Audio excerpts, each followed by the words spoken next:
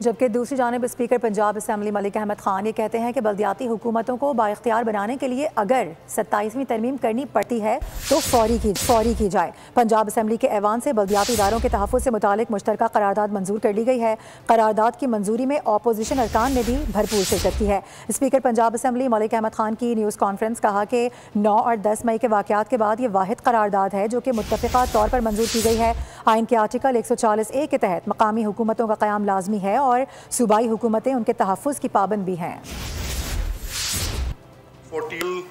یہاں تک تو ضرور بات کرتا ہے آئین کا، جس میں یہ کہتا ہے کہ مقامی حکومتیں ہوں گی، صوبے وہ مقامی حکومتیں قائم کریں گے، اور ان میں پولیٹیکل اور اکنامک امپاورمنٹ کی بات بھی سلائٹلی ہے، درج ہے۔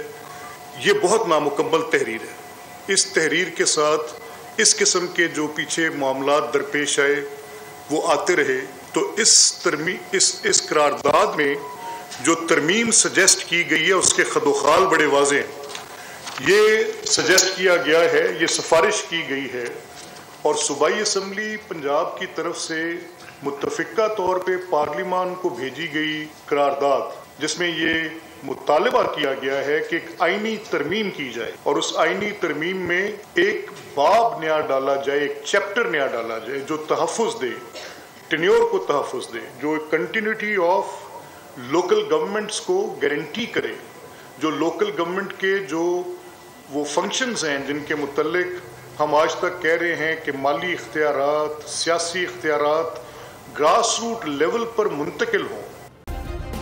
سبسکرائب کریں اور بیل دبائیں تاکہ کوئی خبر رہ نہ جائے۔